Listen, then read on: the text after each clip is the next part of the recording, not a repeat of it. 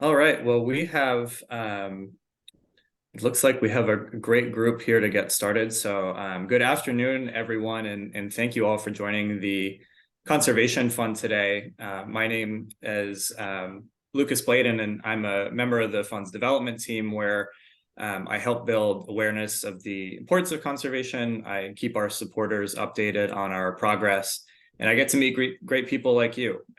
It's really been a pleasure to meet so many of you on this call over the past year and talk about our shared passion for the outdoors and share conserved places that are special to us. And I'm excited to get to do a little bit more of that today. So thanks for joining us during this busy time. Just a couple of housekeeping notes before we dive in. You may see that some of you came in with my name due to a technical issue. So I apologize for that. And if you could just please rename yourselves with your real name so we know who's joining us today, that would be a huge help. And also, we will be recording today's session to share with some folks who weren't able to join us. So if you received a message about the recording, that's why.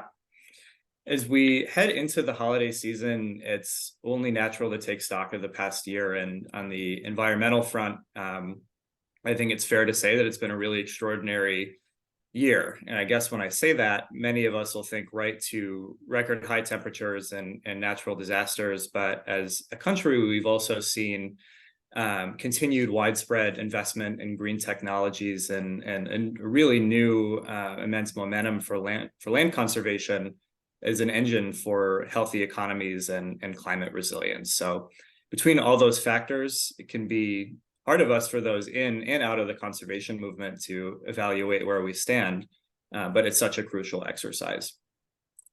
As we wrap up 2023, the Conservation Fund is on track to complete 124 conservation projects covering nearly 127,000 acres of land, which is just an enormous body of work to cover. And frankly, it's impossible to do so in just one conversation.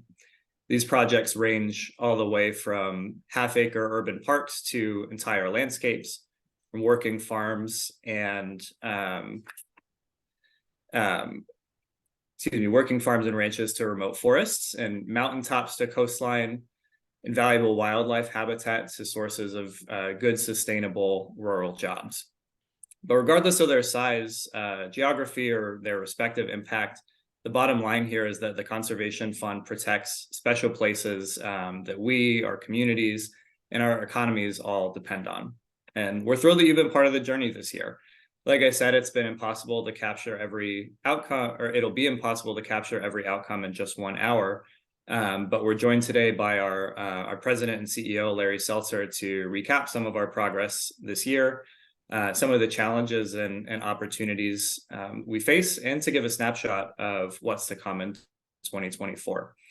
I've got a couple questions for Larry to get us started and set the scene, but we're going to have plenty of time left over to get your feedback directly and hear what questions you all have. So thanks again for joining us. And Larry, thanks for being here to help us recap some of these items. Lucas, thank you for inviting me. And thank you to everybody who's joined. We appreciate you so much. Great. Larry, I'm mindful before we dive into this year that a lot of the people on this call might not have met you before. So could you just tell us a bit about your background? What led you to join the conservation movement? And in the 20 plus years that you've served as CEO, what are some of the Conservation Fund's achievements that you're most proud of? Sure. I'll give you the Reader's Digest version, and that may prompt some discussions later on. But I grew up a native of New England on Long Island Sound and spent all of my time down at the shore. And since the time I was very young, I wanted to be a marine biologist.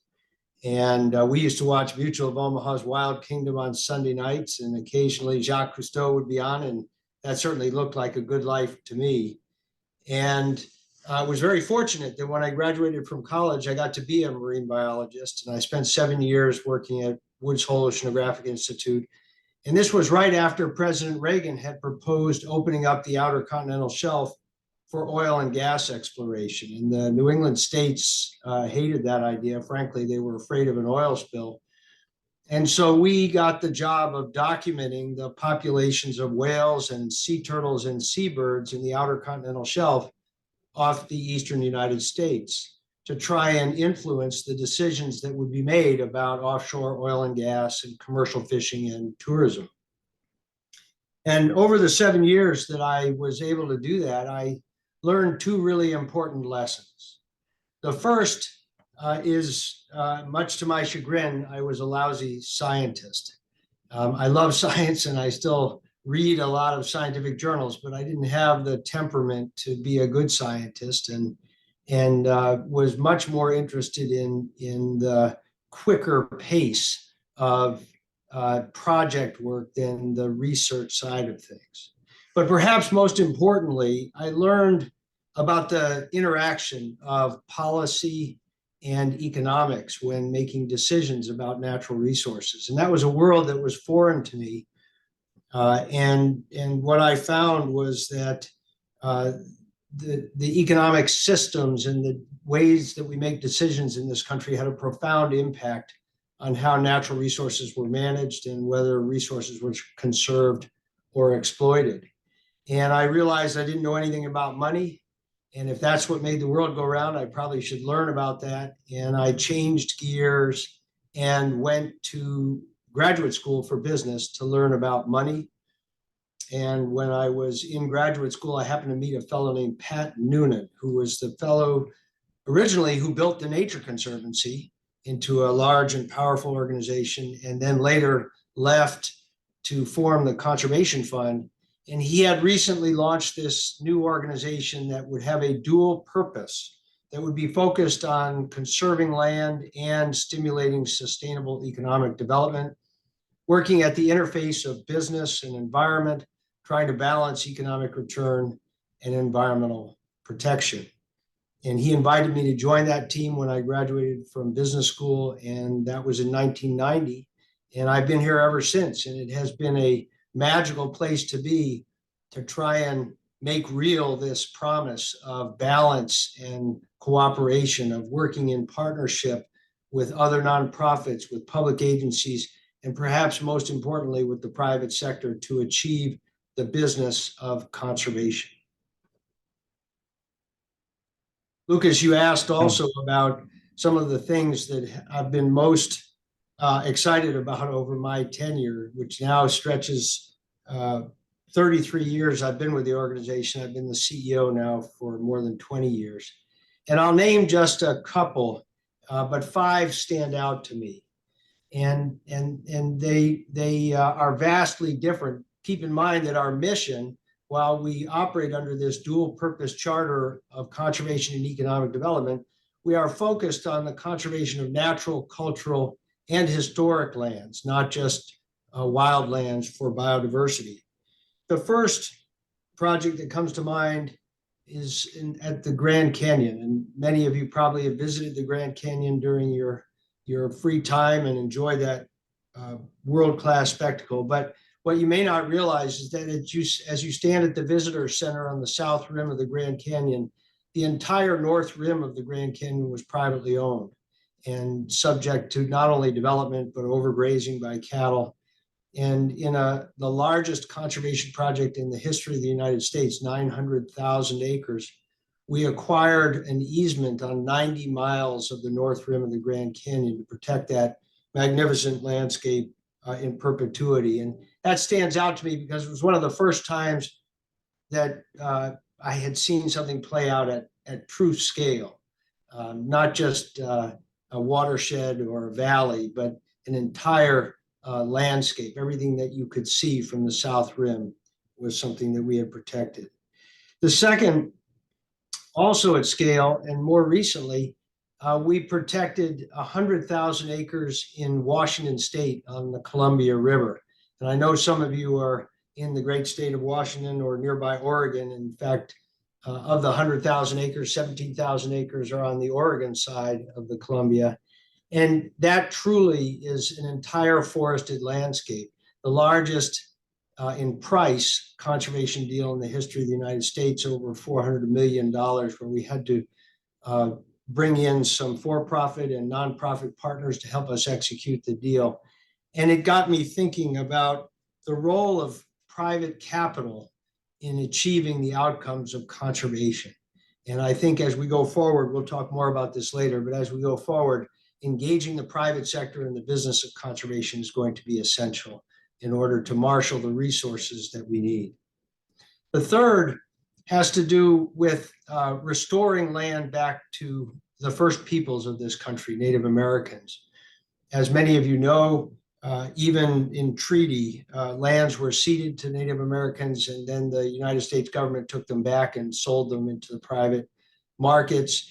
And there's a growing movement called the Land Back movement for tribes to rematriate lands inside their ceded territory. And 2 years ago, we acquired and then sold back to the Boys Fort Band of the Chippewa in northern Minnesota, 28,000 acres of land that they were ceded in treaty, and it was taken from them. It was the largest land restoration in the history of the United States, and something that we intend to do a lot more about. The fourth project has to do with another difficult part of history in this country, and that has to do with slavery and what happened after the Civil War. And last year, we acquired 85,000 acres inside the city of Atlanta, the site of the previous Chattahoochee Brick Company, which many of you may not realize, but after emancipation, the southern states created a new mechanism essentially to enslave African Americans and have them drive the economic engine of the southeastern United States, particularly during Reconstruction. And it was called convict lease labor. And the southern states would arrest African American men and boys and press them into conscripted service, working for companies. The worst abuser of that in the country was the Chattahoochee Brick Company. And that site is sacred ground because many people lost their lives at that site. And it was slated to be developed into an intermodal transit center. And yet it needed to be protected so that it could be restored and that it could be interpreted for all Americans so that we can understand our past and know better how to chart our future. And that was a signature project in our work to acquire African American heritage sites, which we are building on in 2024 and beyond. And the last project has to do with a major initiative up in Alaska. Many of you, I'm sure, have heard of the Pebble Mine, the single greatest threat to the largest salmon resource in the world in Bristol Bay. A very difficult situation. Frankly, it's not over yet, but the Conservation Fund was able to buy a permanent conservation easement on 44,000 acres of native-owned land that permanently blocks the industrial transportation corridor that would be needed to develop the mine. So our particular role in protecting Bristol Bay is not in policy and it's not in litigation, but by using the tools of conservation and the tools of the marketplace, we were able to protect forever the salmon resources in Bristol Bay. And Lucas, those are just some of the projects that we've accomplished over the last 23 years that catch me. They catch my breath every time I think about them, and with the help of the people on the Zoom call today and others, we've been able to make those happen. That's great. Thank you, Larry. And to bring us back to 2023 for a second, like I said from the outset, we're on track to complete 124 projects covering nearly 127,000 acres of land, which is just, it's so much to cover since that work, like you said, takes place in a variety of communities across geographies, goals for conservation outcomes, and cultural and socioeconomic backgrounds, many of whom have been historically underserved by the conservation movement. So could you share a few examples of the projects that have gotten you most excited this past year? Yeah, thank you for inviting me to do so because it's been an extraordinary year of conservation. I have 5 projects that I'd like to quickly walk you through, and I think they will showcase not only the power of the environmental movement, the conservation movement to make permanent change on the landscape, but give you some idea of the shape and form of what we've been able to accomplish with your help over the last 12 months. The first project is in California. And I mentioned the land back movement and working with Native American communities and tribes to help restore it to their ownership some of the land that was ceded to them in treaty and then later taken away. This property in Northern California, the Pine Creek property, is a classic example of a successful land back project. It's 10,300 acres of forest land in the Hoopa Valley, and the Hoopa Valley tribe. This was their ancestral homelands. It was taken away from them, sold into the industrial timber markets, and managed aggressively for revenue generation, all of that revenue leaving the region and going to investors in New York and Philadelphia, Pittsburgh, Dallas, Chicago, and other centers of economic power. We have acquired this property and will now work with the tribe to transfer it back to them. And in doing so, they will manage and expand on a carbon sequestration project, which will allow them not only to generate revenue through the sale of certified carbon offsets due to the improved forest management practices that will generate revenue for the tribe, much needed revenue, but in protecting this property in perpetuity, it will ensure critical habitat for endangered species, especially birds, certain mammals, and certainly salmon and steelhead. This is critical spawning habitat for all 5 species of Pacific salmon, as well as steelhead. And in terms of birds, the marbled murrelet nests in these old growth forests, all endangered species. And so this is one of the signature projects that we've completed in 2023. It builds on the body of work that we're doing and will continue to do with Native peoples in terms of helping restore to their ownership some of their ancestral lands. And we're very excited about this as a signature effort in California. The next project looks a little different than all those trees because this is well above tree line. This is Mount Democrat in Colorado. It's one of the 14,000-foot peaks. Many of you may be members of the 14er Club, where you're trying to ascend to the top of all of the 14,000-foot mountains in the state of Colorado. I am not one of them, but this is a spectacular mountain that was in an unusual set of circumstances in that the entire peak of the mountain was privately owned. That's not usually the case, but in this instance, the peak was privately owned. And due to liability issues, the landowner had closed off access to the peak of Mount Democrat. And as a result, people that were trying to ascend to the top of each of the 14,000-foot peaks in Colorado could not do so. And it was depriving the people in the local region of a major economic driver when people would travel to this region and spend some of their financial resources staying in inns, bed and breakfasts, eating at restaurants, buying gear, and so forth. And this year we acquired Mount Democrat and transferred it to the state of Colorado. And now it will be open to all who want to climb to the top. This, I can honestly say, is the highest conservation project in elevation that we have ever completed.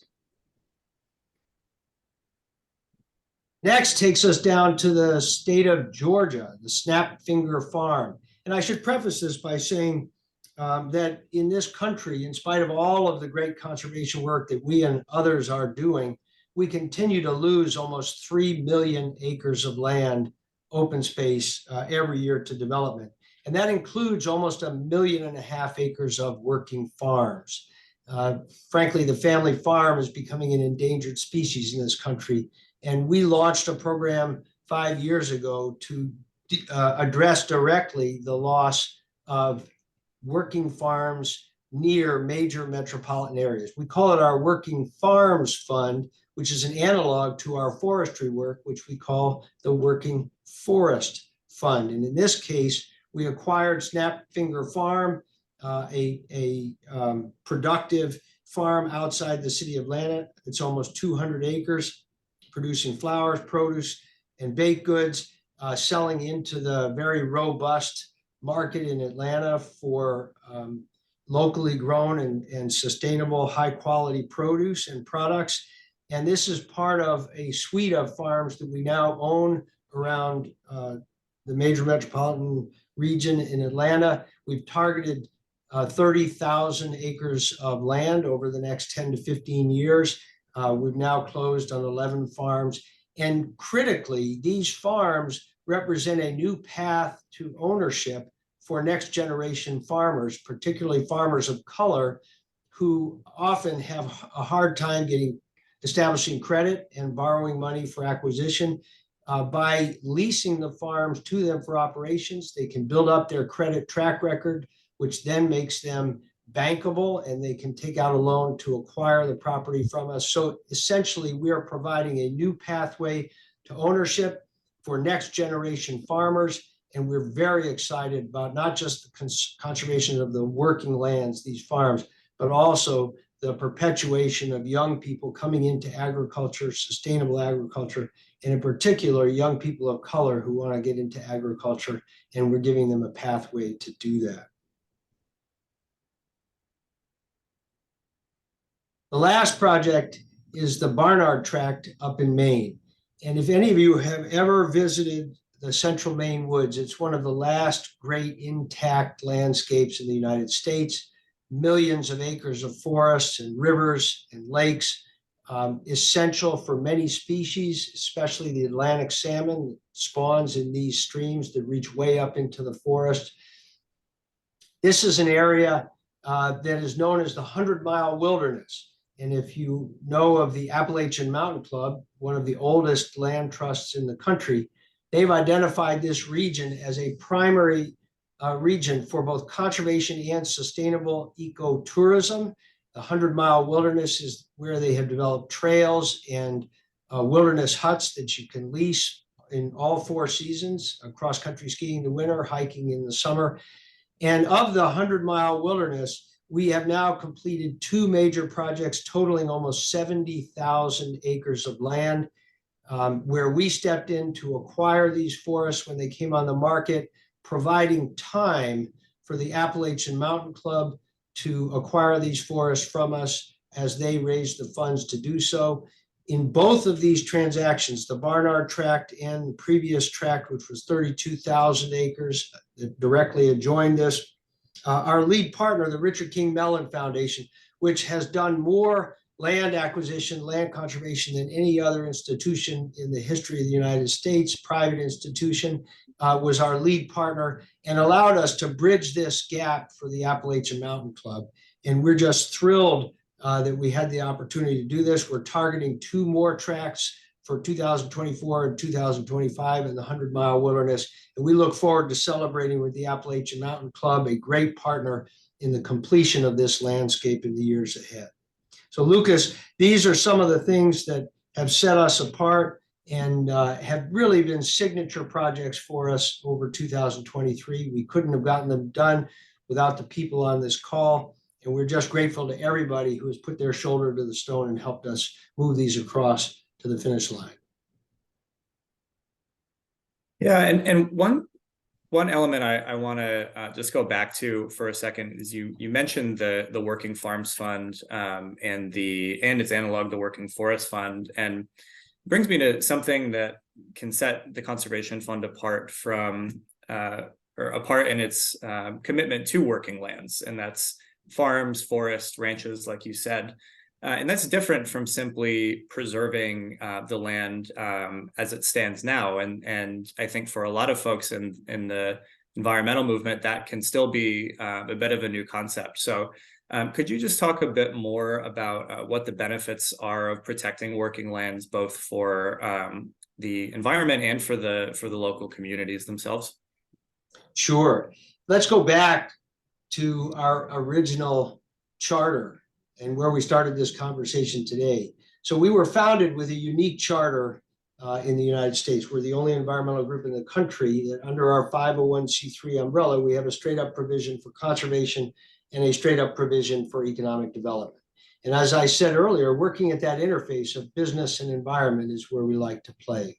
Working lands are right in that sweet spot because these are lands that have all the natural, cultural, and historic values, the public interest values that we care about, but they also support jobs and an economic tax base for local rural communities.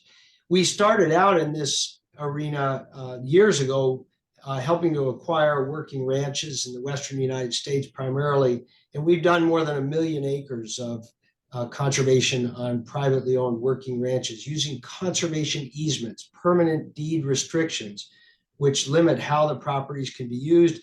They also prevent subdivision or fragmentation, and they prevent development, but they allow for the traditional economic uses. But about 15 years ago, we became keenly interested in what was going on with the large intact working forests in this country. The major industrial forest landowners that used to own most of the land restructured. And in doing so, they sold almost 90 million acres of land. It was like a tidal wave of land coming on the market, much too much to have any impact by existing conservation approaches. And we realized that if we wanted to intervene when these properties came on the market in order to ensure that they could stay as large, intact working forests, we were going to have to raise a pool of capital that would allow us to step up and bid on them. Most of them are sold at auction by the investment banks. And that was the origination of the Working Forest Fund. We were losing 1 million acres a year of working forest. We have lost more than 20 million acres in the last 15 years. We're at risk of losing 37 million more acres over the next 10 or 15 years if we can't accelerate the work. And these forests are not just any lands. They provide us with clean air to breathe, clean water to drink, habitat for wildlife, opportunities for recreation. And of course, they're critically important for any strategy to address climate change in the United States. The Working Forest Fund has now raised and deployed $1 billion to acquire 1 million acres. Even as a nonprofit, we're one of the largest timber landowners in the country. All of the lands are maintained on the tax rolls. They're all harvested, but in a sustainable way.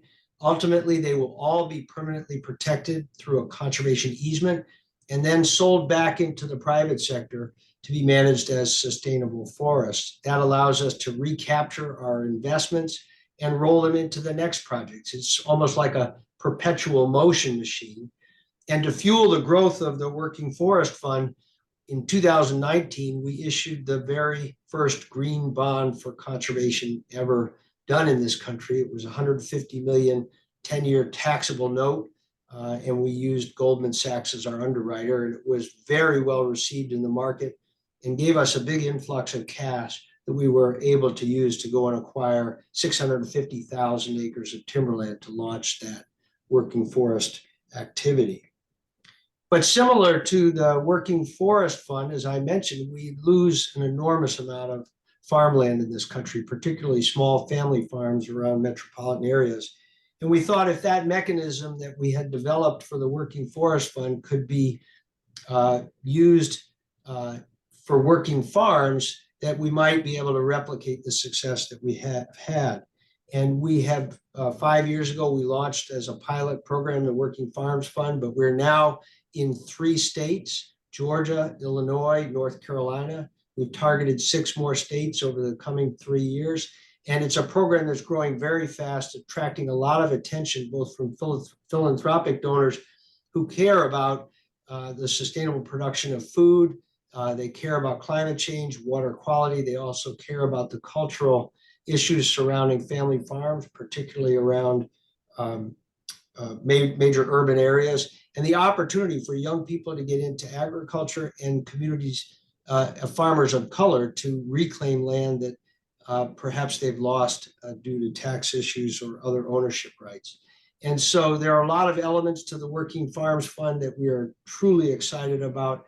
and the growth of the program into Illinois and North Carolina in 2023 is testament to the interest that people have in this, particularly people who live in urban settings and want access to locally grown, sustainably produced food, and care about food systems, food security, and food justice. So working lands, Lucas, have always been a critical part because it's one of the important ways that we make real this premise that balancing economic and environmental activity is the future of conservation in America.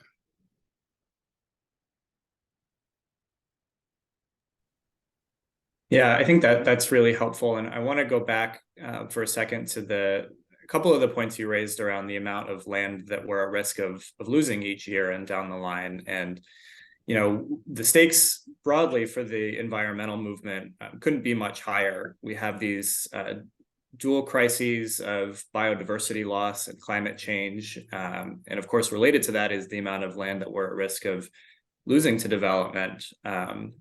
And I think it can be hard for all of us to, you know, stay hopeful in the face of all of these challenges. And I think that's especially true for a lot of young people who are passionate about these issues, but coming of age as a lot of it is really escalating. So what are some things that keep you hopeful in the face of all of these challenges?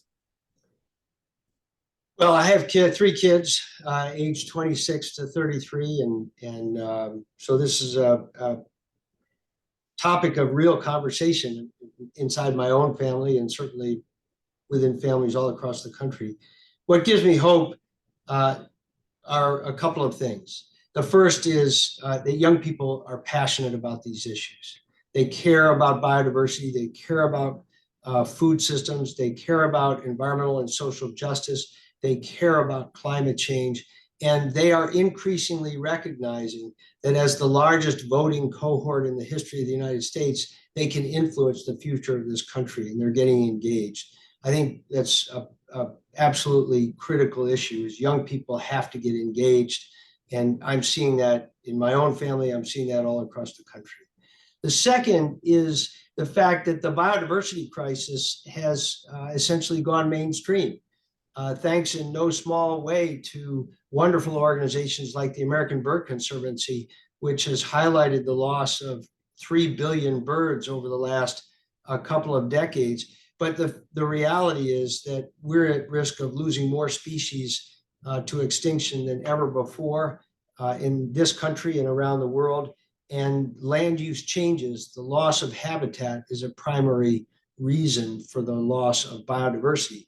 What used to be called 30 by 30, in other words, protecting 30% of America's land and water resources by the year 2030, has now become a topic of discussion across all media and across all age groups. People really are starting to dial in. This isn't just something in the environmental movement. It's not just something in the scientific community, because people see these changes in their backyards. They see them in the parks that they visit every day, and they are starting to speak out on the need.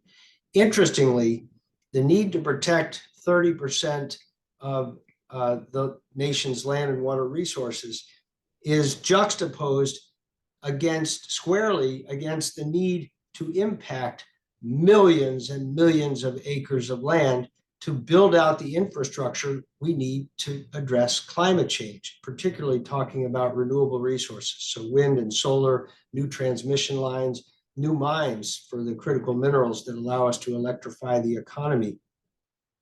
And that's a unique challenge, a dual challenge for the country. How do we address climate change by shifting to renewables and building out the massive amounts of infrastructure that we need?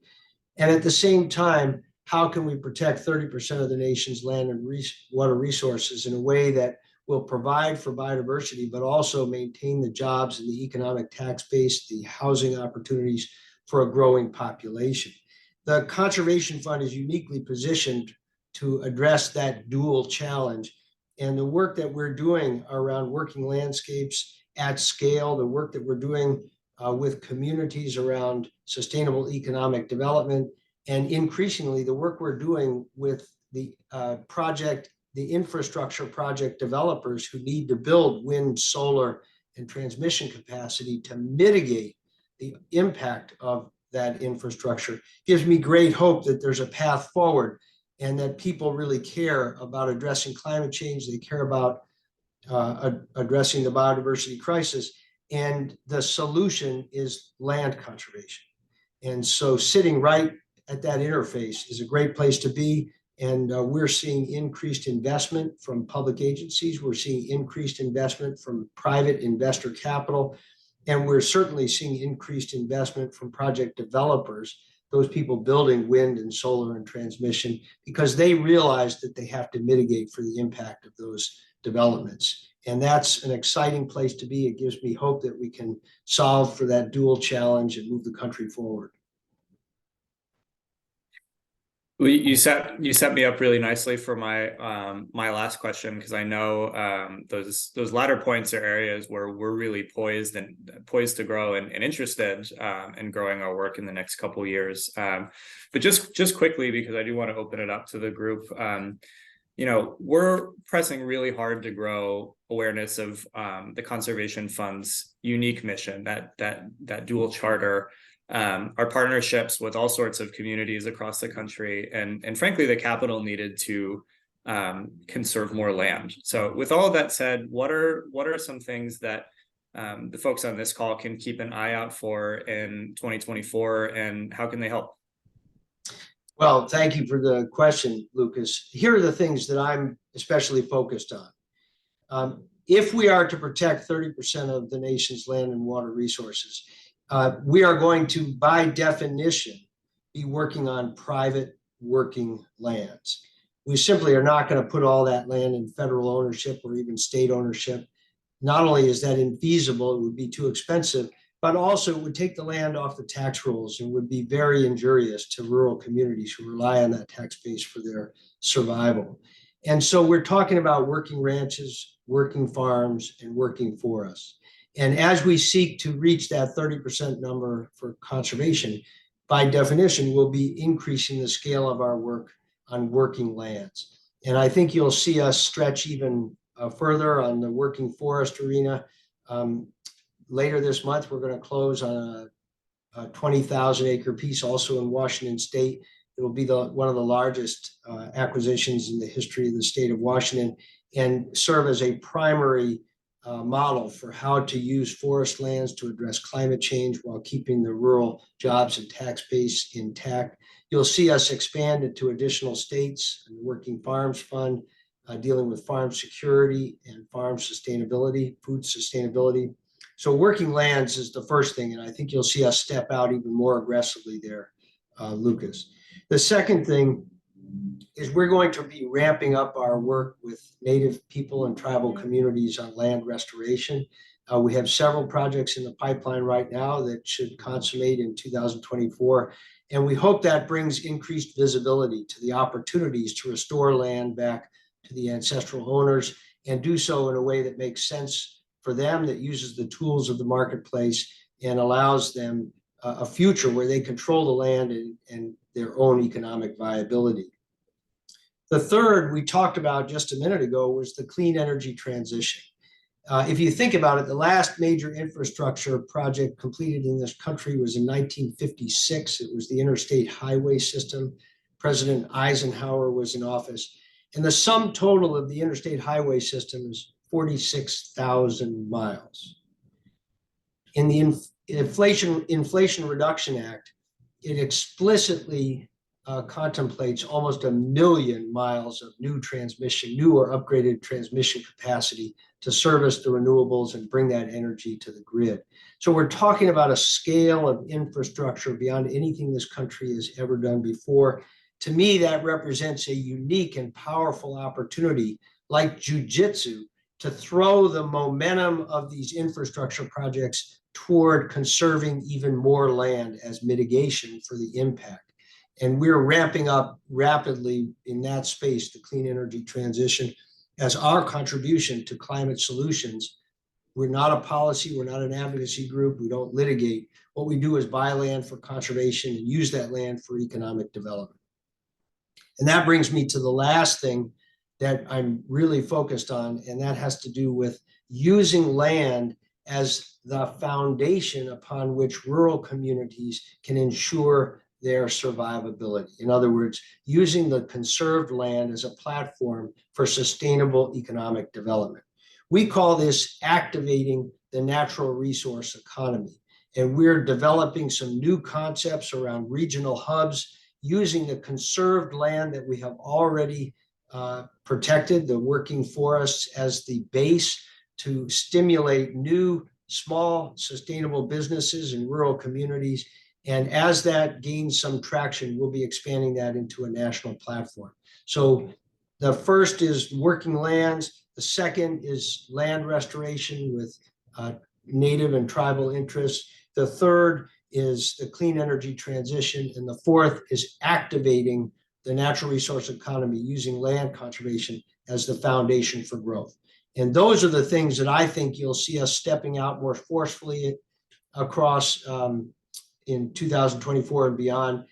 These are the things I'm particularly focused on. They also happen to be things that we would very much welcome each of your participation and support. To the extent that any of those or all of those resonate with you, we would welcome a conversation. Right. Well, thank you, Larry. And it's sort of hard to believe that that still only scratches the surface of this past year. But with that said, we've got just under 20 minutes here, and I'd love to just open it up for questions and feedback from the full group here. You are welcome to raise your hand, or if you'd prefer to put a question in the chat, we can read it out that way. But love to just hear what questions and comments you all have. And I'll say to just to Dan's comment in the chat, it is definitely possible to get a recording. We're happy to send it to you. Happy to send it to you afterwards.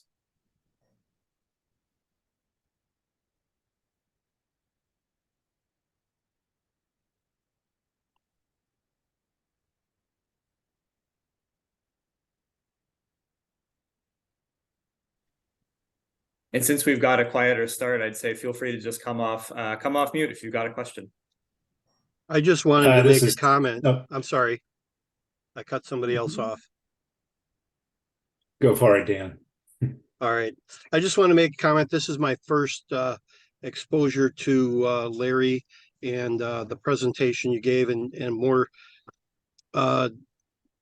detailed description of your mission and purpose. And I really applaud all the efforts that you have in place and everybody that's associated with your team.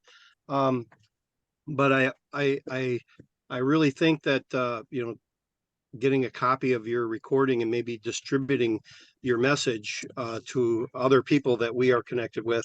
I've been involved in conservation work for more than 38 years and worked for a local agency, just recently retired. But I still have a lot of energy inside and would like to continue to throw my hat into whatever endeavor might be best suited for it. And I just think that that networking and pulling a greater number of people into this mix would really, I think, hopefully make a difference. And I'm really encouraged by all the comments about the young people. And I just think it's great. So I'll mute at that point. Well, thank you, Dan, for those wonderful comments and support. And we'll take you up on your offer to amplify. We really appreciate it.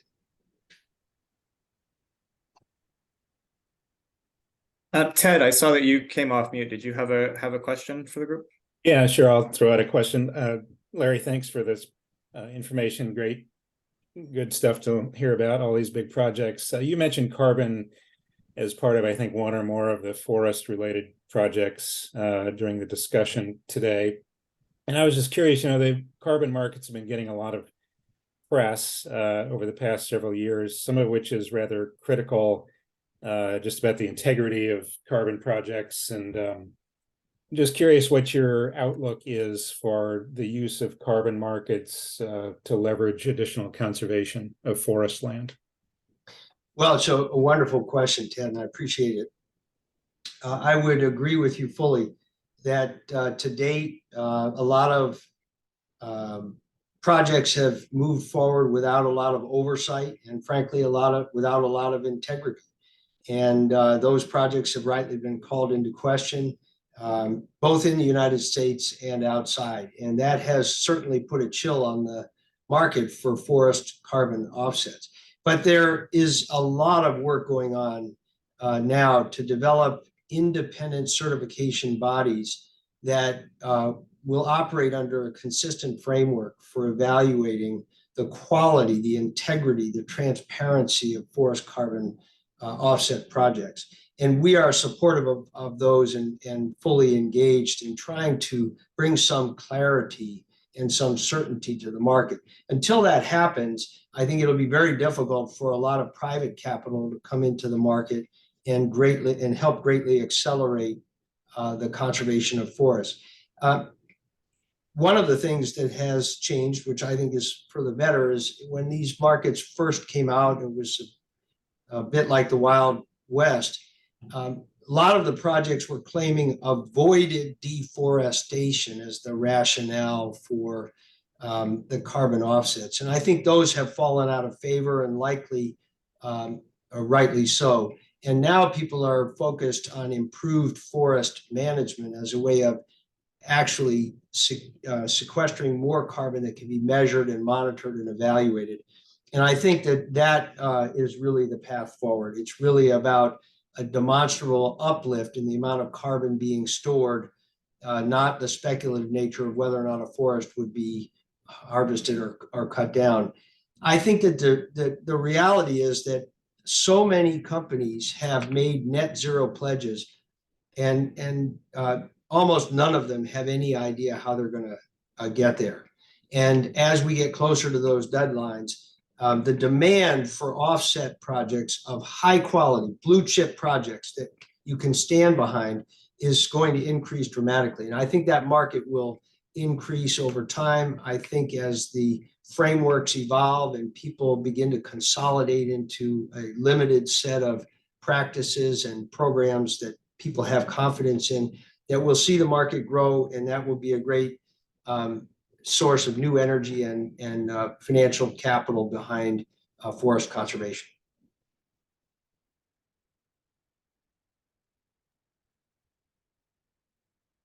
And while we wait for some other questions to come in, I'll just take Gordon, I can take a stab at your question in the chat here, which is a great one about our work in Pennsylvania specifically. And I'll back this up back up for a second by saying that we have a really extensive and varied body of work in Pennsylvania. We've seen a couple very large scale working forest fund deals in the state, particularly in that northwestern third of the state that it's called the Pennsylvania Wilds. And we've also had a really interesting set of cultural and historic conservation sites in the state, most recently conserving a site called Mifflin House, which was an important stop on the Underground Railroad for escaped slaves heading north. And on your question, though, specifically about family farms, Pennsylvania and specifically the Philadelphia metro region is one of the areas that we are targeting for the Working Farms Fund expansion. It's not one that we launched this year, like some of the sites that Larry mentioned, but it's an area where we're actively scoping out, what work is possible, what land we can start acquiring in the years ahead. And so we're looking at properties all around Philadelphia itself, and then of course going into northern New Jersey as well. So I'm happy to keep you updated on our progress there, since I'm really excited for it. I should say I'm based up in the Northeast, so selfishly that's one I'm really excited to see, but I'll be happy to send you some more information as that evolves.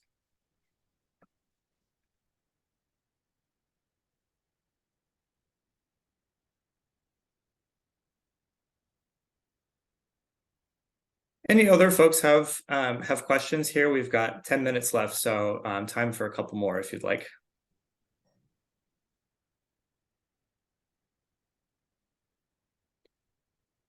I'll also say, in reference to Casey's point, that's an area, storytelling around this work is an area where the Conservation Fund, I think, historically has not, has not put the bulk of its emphasis. I think, we've been so focused on completing particular projects and on these conservation outcomes. But to your point, as the stakes are so high, and there is so much more momentum around and public awareness around the importance of conservation as an engine for all of the purposes we've talked about here, that's an area where we are taking a much more active role, and we're exploring all sorts of ways we can be we can be more active. So we'd love your insights. I appreciate the comment. And Gerald, I see you have your hand raised, so happy to go to you next. Okay, can you hear me? We can. I'm Gerald Heinrich. I live here in Illinois, and I've been involved with some of the U.S. government facilities here, Medewa National Tallgrass Prairie, and working with the U.S. Forest Service. And one of the things I've learned over the years is the importance of being able to work inside the regulatory affairs process that government has, and watching it change as different administrations come and go, and the impact that it has on other local people who have agendas. I guess my question is, how does this organization function when things are in a state of change, when you use words like permanently protected, use words like, finding ways to impede incursions and impacts by outside agenda-driven entities? We feel we're pretty much constantly under attack, our activities, and you work at a much different level, different ability. I guess my question is, are you comfortable with where you're going, or is there some regulation that you're butting heads up against constantly and using more time than you should doing so? Well, it's a fabulous question, and I appreciate it, and also appreciate all the great work you're doing and have done. I'm going to bifurcate my answer a little bit just to try and provide a more fulsome response.